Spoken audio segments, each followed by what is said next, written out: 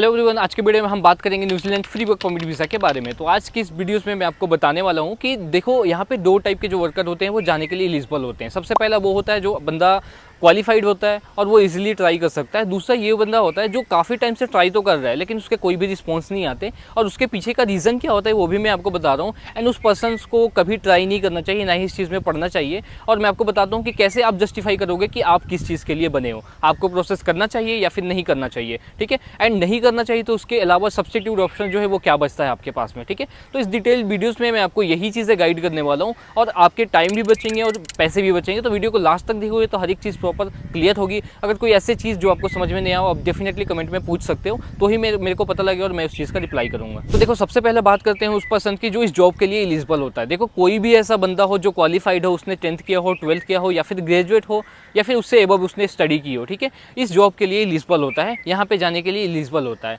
And second क्या होता है, उनके पास में अगर कोई भी ऐसा पर्सन है जिसके पास वैलिड एक्सपीरियंस हो, वो भी इस जॉब में जाने के लिए एलिजिबल होता है। अगर जॉब में एक्सपीरियंस उसके पास नहीं है तो एटलीस्ट उसको स्पीकिंग आनी चाहिए। ठीक है, कम्युनिकेशन बैरियर्स नहीं होना चाहिए।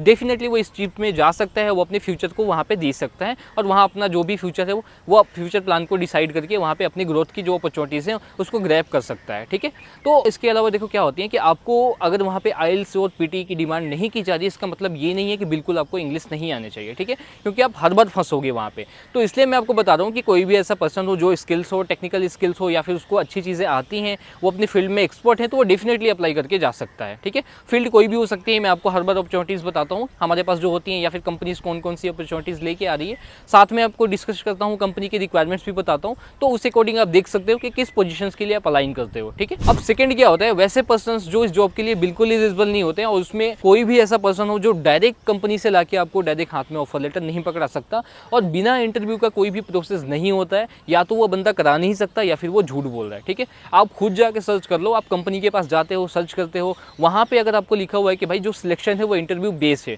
तो उसको आप अवॉइड कैसे कर सकते हो। उसका कोई भी शॉर्टकट तरीका नहीं होता, जो होता है या फिर वो फेक आपके साथ एजेंट फ्रॉड कर देगा, या फिर कोई भी बंदा हो। ठीक है, तो मैं आपको हर बार बताता हूँ कि अगर खुद से आपने पढ़ लिया, रीड कर लिया कि भाई इंटरव्यू बेस्ड सिलेक्शन है, फिर उसके बाद कुछ मतलब ही नहीं बचता कि आप किसी से पूछो कि भाई शॉर्टकट तरीका क्या होता है। ठीक है, या तो आप इस चीज़ के लिए क्वालिफाइड नहीं हो, ठीक है, या फिर ये चीज़ में आप जाओगे तो आपके पैसे वेस्ट होंगे। एंड उसके अलावा क्या होता है कि देखो, कई बार कंपनीज के साइड से मेल्स आती हैं, कुछ भी आती हैं, ठीक है, क्वेश्चनिंग होती है, तो उसका रिप्लाई भी आप नहीं कर पाओगे, उसके लिए भी आपको दूसरे की नीड पड़ेगी। तो आप सोच के देखो कि यहाँ पे अगर आप कुछ कर नहीं पा रहे हो तो वहाँ के जब जाओगे तो वहाँ के ऑपरेशंस कैसे मैनेज करोगे, वहाँ के जो उनके रोल रिस्पॉन्सिबिलिटीज़ होंगी उस चीज़ को कैसे आप मैनेज करोगे। ठीक है, तो ऐसी कोई भी बंदा जो बिलो 10th हो या फिर जिसको स्पीकिंग नहीं आती हो, वो कभी भी इस चीज़ में अगर ट्राई करता है तो या तो उसके पैसे वेस्ट होंगे या फिर उसके साथ बड़ा फ्रॉड हो जाएगा। ठीक है, उसके टाइम भी वेस्ट होंगे। अब सेकंड थिंग आता है कि न्यूजीलैंड, यहाँ पे जाने के बहुत से तरीके होते हैं। यहाँ पे डिफरेंट टाइप के जो वीज़ाज़ है वो न्यूजीलैंड ऑफर करती है। ठीक है, यहाँ पे जो बेसिकली जो आपको ऑन डिमांड जो वीज़ाज़ ऑफर करती है कंट्री, वो बहुत से टाइप्स के होते हैं, लेकिन मैं जो आपको बताने वाला वो दो टाइप के हैं जहाँ पे वीज़ा जो है वो ऑन डिमांड रहता है। सबसे पहला होता है आपका AEWV visa, accredited employment work permit visa. And दूसरा आपका होता है वो सीजनल वीज़ा होता है। ठीक है, skill and demand seasonal work visa जो होता है वो क्या होता है, यहाँ पे शॉर्ट टर्म रिक्वायरमेंट्स को फुलफिल करने के लिए, वहाँ के जो लोकल कंपनीज़ हैं वहाँ के रिक्वायरमेंट्स को फुलफिल करने के लिए सीजनल वैकेंसीज़ को वहाँ पे जॉब्स लेके आते हैं। एंड टाइम टू टाइम जो भी एम्प्लॉयर हैं वो मिड टर्म का वीज़ा होता है, आपको पता है। ठीक है, short term period of visa होता है, और जैसे वो वीज़ा की ड्यूरेशन एक्सीड होती है आपको बैक आना पड़ता है। ठीक है, तो इसमें देखो जो आपके पास सबसे सूटेबल होता है, क्योंकि जो आपके स्किल्स एंड डिमांड वीज़ाज होते हैं, ठीक है, जो शॉर्ट टाइम के लिए मिलते हैं वो कुछ स्पेसिफिक रीजन में ही मिलते हैं। एंड उसमें काफ़ी जो पोजीशन आप देखोगे, डेयरी फार्म हो गए, वर्कर्स हो गए, फूड पैकर हो गए, इन चीज़ों में ही आते हैं। ठीक है, जो आपके स्किल कैटेगरीज के वीज़ाज होते हैं वो आपके AEWV में ही आपको जाना पड़ता है, एंड वहाँ पर ही आपको लेना पड़ता है। इसकी जो ड्यूरेशन होती है 1 से 5 साल के बीच में होती है, एंड उसमें कॉन्ट्रैक्ट के ऊपर डिपेंड करता है कि आपका जो कंपनी के साथ कॉन्ट्रैक्ट है वो कितने ईयर का है। अब देखो, मैं आपको बता रहा हूँ कि देखो जो मैंने आपको वीज़ास बताए हैं, ठीक है, एंड जॉब्स में आपको टाइम टू टाइम बताता रहता हूँ कौन कौन से जॉब्स हैं। ठीक है, तो इसमें आपको डॉक्यूमेंट्स कौन से रिक्वायर्ड होते हैं। तो देखो, सबसे पहला चीज़ होता है कि आपके लीगल सर्टिफिकेट्स, जिसने जो चीज़ें आपने स्टार्टिंग से लेकर अभी तक परस्यू किया है, या जितने भी चीज़ों को होल्ड करके रखा है। ठीक है, एंड उसके अलावा आपके एक्सपीरियंस लेटर जो आपने काम किया हुआ है वो चीज़ मैंडेट होते हैं। देन उसके अलावा आपके पासपोर्ट डिटेल्स हो गए। ठीक है, एंड उसके अलावा इस सारी चीज़ों को जहाँ पे आप अलाइन करके भेजोगे वो होता है आपका CVN कवर लेटर। ठीक है, इसके बिना आप कुछ भी नहीं कर सकते, क्योंकि एक एक करके आप डॉक्यूमेंट्स भी नहीं भेज सकते, उसकी प्रॉपर फॉर्मेटिंग होती है एंड उसी फॉर्मेट में आपको डॉक्यूमेंट्स को जो है वो कंपनी के पास सबमिट कराना होता है, ठीक है।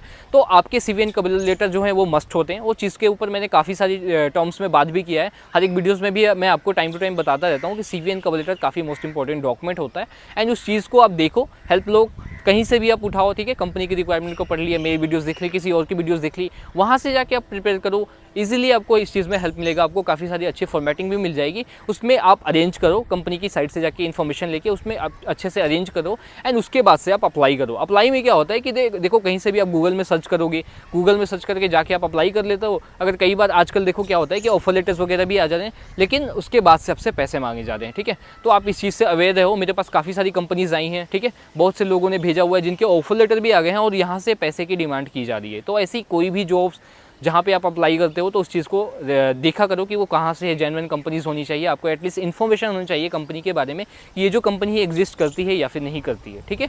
ये सब चीज़ें अगर रीज़न आप देख के करोगे, और मैं आपको ये भी बताता हूँ कि कोई भी आप कहीं से भी अप्लाई कर रहे हो तो थर्ड पार्टी साइट पर कभी ना जाओ, उसकी ओरिजिनल कंपनी की साइट्स पर जाओ, वहीं पर आपको बेनिफिट्स मिलेंगे। अगर कुछ भी पॉजिटिव या फिर निगेटिव रिजल्ट वहाँ से मिलना है तो वहीं से मिलेगा। किसी थर्ड पार्टी पर जाओगे आपको टाइम वेस्ट होंगे, पैसे वेस्ट होंगे। अगर कोई एजेंट भी करा रहा है या फिर यूट्यूबर्स करा रहा तो भी पैसे आपके वेस्ट हो जाएंगे, ठीक है। क्योंकि अगर उनको नहीं पता कि वो कहाँ अप्लाई किया गया है तो फिर आपको कैसे वो बताएंगे, ठीक है। सबसे बड़ा रीज़न यही होता है। अब देखो यहाँ पे एक मिथ होता है कि लोग क्या होते हैं कि कोई भी एजेंट हो, यूट्यूबर्स हो या फिर कोई भी कंसल्टेंसी हो, वहाँ की जो वीडियोस होती हैं वो देख लेते हैं, लाइक उनके वीज़ास के वीडियो देखते हैं, उनके वीज़ास के पिक्चर्स देखते हैं, ऑफर लेटर देखते हैं, उनकी यहाँ तक कि बोर्डिंग पास भी देख लेते हैं, ठीक है। एंड बंदे की वहाँ पे फ्लाइट्स तक अटेंड करने की भी फोटोज़ होती हैं, ठीक है। अब उससे देख के क्या होगा कि वो चीज़ दिखाने का आपका मेन मोटिव ही होता है, क्योंकि देखो आप ह्यूमन साइकोलॉजी हो, ठीक है। इतना इन्फॉर्मेशन आपके बारे में भी होगा क्योंकि सबको सक्सेस पसंद होता है, लेकिन इसका मतलब ये नहीं होता कि अगर उसके वीज़ा आ गए हैं वो बंदा चला गया हो।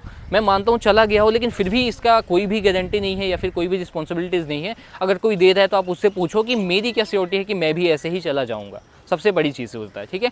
आप ह्यूमन साइकोलॉजी को समझो, चीज़ें समझो, इतना आप एजुकेटेड हो कि अपनी चीज़ों को समझ सकते हो। मैं आपको हर बार बता रहा हूँ कि किसी की वीज़ा दिखाने पे या फिर किसी की ऑफर लेटर दिखाने पे, किसी के पासपोर्ट दिखाने पे, ठीक है, किसी भी चीज़ पे बिलीफ नहीं कर सकते, या फिर वो जेन्युइन ही हो लेकिन इसका कोई भी प्रूफ नहीं है कि आप भी वैसे ही जा सकते हो, ठीक है। क्योंकि बहुत सी चीज़ें होंगी जो आपके रिक्वायरमेंट के अकॉर्डिंग उनसे मैच नहीं कर रही होंगी, तो उस चीज़ पर भी आप काम करो।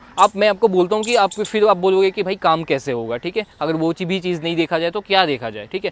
मैं आपको बोलता हूँ कि भाई अपनी चीज़ों पे आप काम करो। कोई भी अपना अगर प्रोसेस आपको सही मिल गया, डायरेक्शन सही मिल गई, तो अगर आपकी एजुकेशन अच्छी होंगी, अगर आपकी क्वालिफिकेशन अच्छी होगी, अगर आपके पास एक्सपीरियंस होगा, तो कोई भी ऐसा एम्बेसी या फिर सबको बंदे चाहिए भाई, कोई भी ऐसी कंपनी हो, अगर आप सोच के देखो कि अगर वो फ्रेशर को एक बार उठा दिए एंड वहीं पे एज इट इज़ आपके एक्सपीरियंस पर्सन को उठा दिए, तो आप खुद से सोच के देखो कि अगर आपकी कंपनी हो तो आप किसको उठाते, ठीक है। तो लॉजिकली क्वेश्चंस होते हैं, यही चीज़ें होती हैं। कहीं पे भी आप किसी के भी बातों पे नहीं आया करो, इतने एजुकेटेड हो कि आप चीज़ों को समझ सकते हो।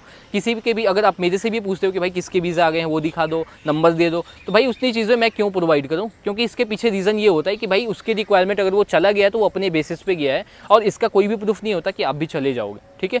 आपके पास अगर क्वालिटी है तो मैं देने के लिए तैयार हूँ, करने के लिए तैयार हूँ। मैं उसी बंदे पे उसी बंदे की मदद करता हूँ, उसी बंदों पे टाइम स्पेंड करता हूँ जो अपनी साइड से इस चीज़ों को सीरियस ले, ठीक है। तो आप इस चीज़ों को समझो, अवेयर रहो मार्केट में, ठीक है। एंड ऐसे ही अपना जो प्रोसेस है वो कंटिन्यू करो। जो भी चीज़ें मैंने आपको बताई है सीक्वेंस वाइज, इसको अपने प्रोसेस में इंप्लीमेंट करो। डेफिनेटली जो आपका जॉब्स है वो लगेंगे एंड आपका जो ड्रीम है वो कंप्लीट होगा। देखो इसके अलावा क्या होता है कि यहाँ की जो वर्किंग आवर्स होती हैं वो होती हैं आपके 9 to 5 मंडे टू फ्राइडे की जॉब्स होती हैं। सैलरी एक्सपेक्टेशन भाई जॉब के ऊपर डिपेंड करता है आपके, जितनी आप एक्स्ट्रा वर्किंग करोगे। यहाँ पे वेजेस सिस्टम चलता है, पर आवर वेज आप देख सकते हो, कौन सी कंपनी है, कंट्री के रिक्वायरमेंट के अकॉर्डिंग डिपेंड करता है, ठीक है। जो भी चीज़ें होंगी सारी रिक्वायरमेंट आपके ऑफर लेटर में मेंशंस होती हैं एंड जो भी चीज़ आप पढ़ोगे उसको साइन करके, जो भी आप पढ़ के ही उस डॉक्यूमेंट को साइन करोगे, तो ऐसी चीज़ें कोई भी नहीं होने वाली। रिकॉग्नाइज्ड गवर्नमेंट ऑथराइज्ड कंपनीज होती हैं जो भी आप करोगे, ठीक है। तो इसके अलावा कोई भी ऐसा क्वेश्चन हो या कोई भी ऐसा डाउट्स हो जो मेरे से रह गया हो चीज़ें बतानी, आप कमेंट बॉक्स में पूछो। वैसे आप कमेंट में पूछोगे तो ही मैं देख पाऊंगा, और सारी ऑडियंस को भी इससे अवेयरनेस मिलेगी कि भाई कुछ क्वेश्चन पूछ रहे हो तो सबको एटलीस्ट नॉलेज भी होना चाहिए, ठीक है। तो आप ज़्यादा से ज़्यादा कमेंट में चीज़ें पूछोगे तो ही सबको क्लैरिटी होगी, ठीक है। एंड वहीं पे आपके रिप्लाइज वगैरह भी जाएंगे। तो ऐसा आप चाहते हो कि जो भी कंटेंट है या फिर जो भी जॉब के अपडेट्स से या मार्केट से आपको टाइम टू टाइम पता लगता रहे, आप चैनल को सब्सक्राइब करो, वीडियोज़ को लाइक करो, ताकि आने वाली सारी वीडियोज़ की नोटिफिकेशन आप तक पहुँचती रहे।